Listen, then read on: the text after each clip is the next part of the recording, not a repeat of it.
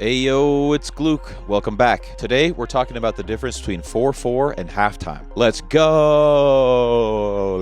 Alrighty. So here we are back in Ableton. I was talking to a promoter recently because I've been playing more shows and they were asking me what I play in my sets. My response is a little bit of 4/4, a little bit of halftime, kind of depends on the vibe. And they didn't know what that meant. So for this video, we're going to break down the difference between 4/4 and halftime and what that really means. I've written this project for us and one of the drops is in 4/4 and one of the drops is in halftime. And let's go ahead and take a listen to this before we really get started.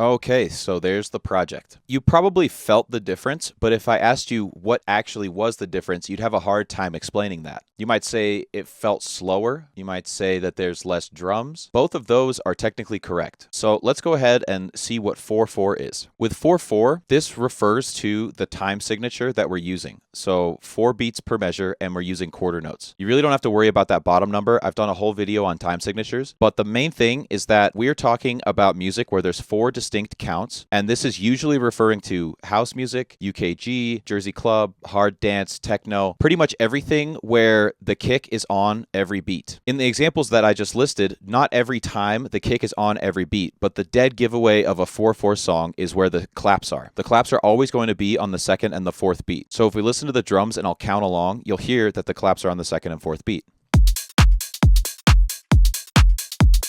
1, 2, 3, 4, 1, 2, 3, 4. And so that's really what 4/4 means. When I say that I play a lot of 4/4 in my sets, it means that I play a lot of music where the drums are arranged this way. So when we're talking about halftime as opposed to 4/4, what this means is that we've halved the BPM. And so instead of having a snare on every 2 and 4, we're going to have it on 3, because then if we were to arrange it the same way that we would with house music, it would sound like this.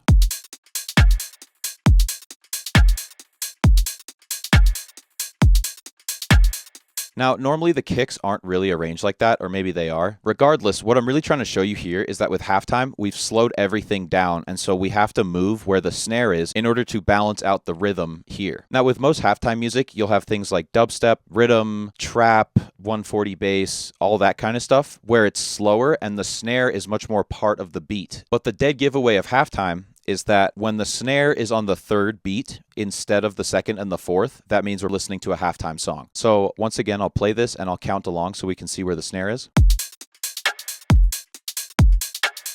1, 2, 3, 4, 1, 2, 3, 4. Don't get too confused on the specifics or the different ways that you can count it. This is generally the way that you can tell what the difference is between halftime and 4/4, because the rest of the music is just going to be whatever it is, usually genre specific. So if it's like, a bass song, you can have drums like this and then you can just put whatever you want over it because the drums are already laid out this way. But yeah, that's pretty much the answer to that question. I'll go a little bit deeper though and talk about some of the differences of writing in these two different formats. So with 4/4, since we usually have the kick on every beat, everything's going to want to be reactive to the kick. So we'll usually put the main hi-hat on the offbeat of the kick, and then we'll do the kick, clap, kick, clap. We're alternating between these different instruments. When it comes to the music, specifically with 4/4, it's better if you use dotted eighth rhythms and kind of keep things off of the beat, so that way the kick can hit and then everything else can be heard after the kick. And so that's what I've done with this bass line here. This bass line is just all dotted eighth notes. And then to give it some contrast, this melody that I wrote is all eighth notes.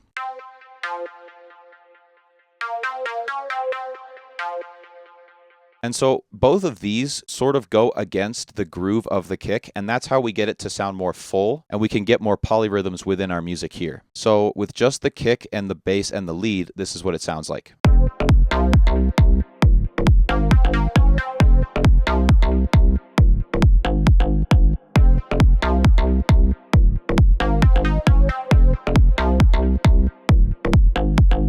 So just to cover the sound design on the bass really quick, because if you're interested in this kind of bass, this is like a slap house bass. What I started with was just a saw wave and a filter.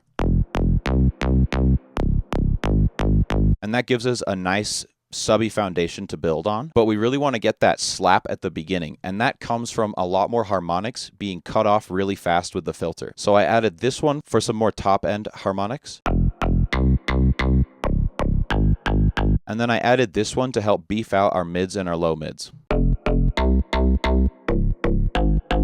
Now, in terms of the filter, these are the settings that I used, and I put them all on parameter 2. And for the effects, we have a multi-band first, then I used the splitter, put some reverb on the top so that it has a little bit of depth, and then I used another multi-band at the end. So really simple noise there. And then for this lead here, this is just a detuned saw wave with the bandpass filter on it, and I've put envelope 2 on the cutoff.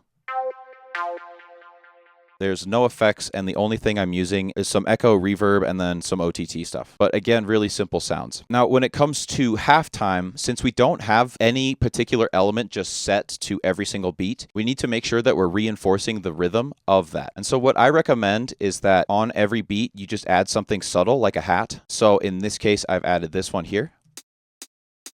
And in the full group, this is what it sounds like. And it helps you ground the rhythm, because without it, everything's offbeat.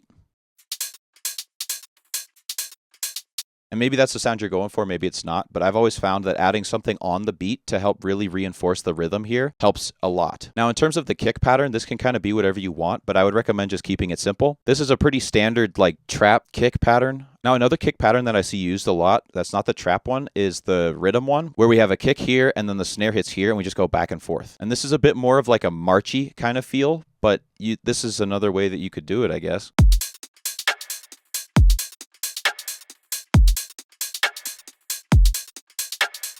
Now, another thing I did that helps with the rhythm in both of these is adding these vocal cuts on every other beat.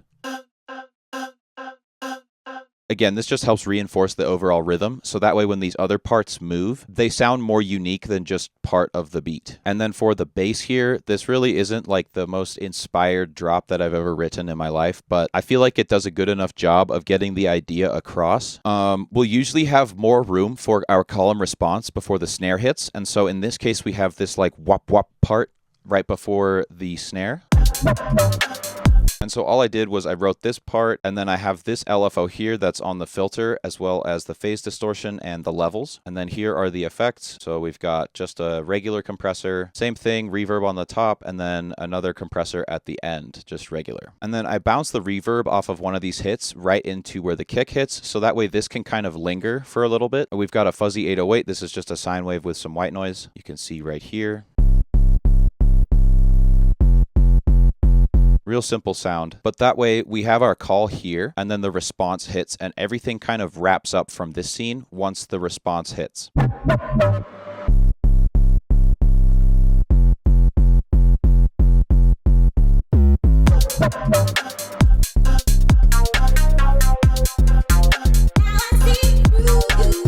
One of the bigger ideas that I had for this video was that I wanted to show how once you figure out the drums that you want to use, you can kind of write whatever you want. Like, you don't really have to stay so focused in one genre, because at the end of the day, all music is just a kick and then a snare and then there's some like music stuff in the middle, like chords and notes or whatever. But I mean, if we wanted to, we could just like take this first bass line and slap it on the second area.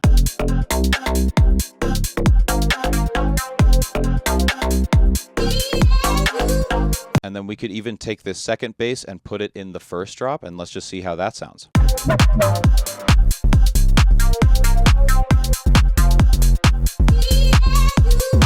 So it's not quite as interesting, and I'll just leave everything as it is for now. But that's the general idea when it comes to 4/4 versus halftime. Nothing really changes all that much about how you approach it from a songwriting perspective. It's really more about the feel that you want to go for. And so I know that this is a short video, but it was a relatively simple question that I wanted to answer for this one. If you found this video helpful or insightful, be sure to like and subscribe, bro. As always, I'll put this project on my Patreon so you can steal my drums, my chains, my presets, everything. If it's on the Patreon, it is up for grabs. Also, be sure to hit the bell so you know when I post new videos, and we'll see ya in the next one.